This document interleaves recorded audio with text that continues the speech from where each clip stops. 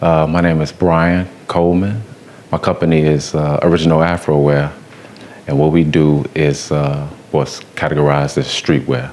So we do all upper body wear, rugbies, shirts, track jackets, and we also do custom varsity and different things like that.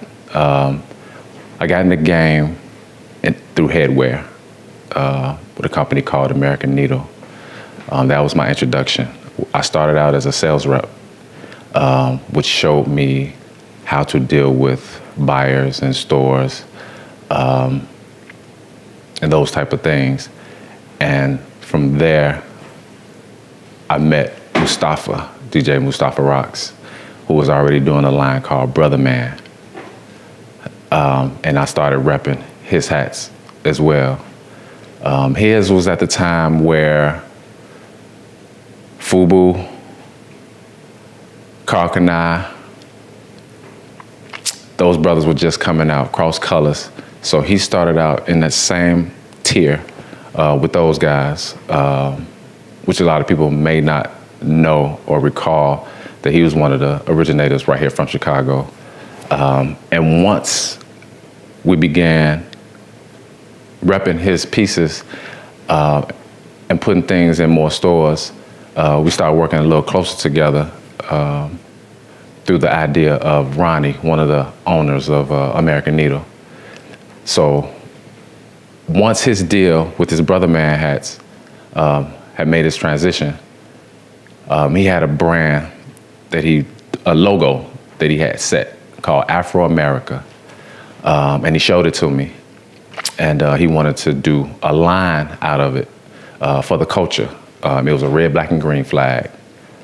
And immediately, of course, I told him I was with it. And then from that space, we came together and we started doing Original AfroWear. And this was 1996. The Brother Man pieces, just to go back a second, was between 1990 and 1992. So that was the time frame. So I've been doing this over 25 years myself within this industry with apparel and headwear. Actually, I love the business and creating because in the beginning, in the clothing business, there weren't many people that looked like us that was making clothes. You know, a lot of us had retail stores, which was a great thing, mom pops, but not really known to be the designers and manufacturers of those brands or clothing that we were carrying or wearing. So when Mustafa came into play and he was making hats, I thought that was just incredible.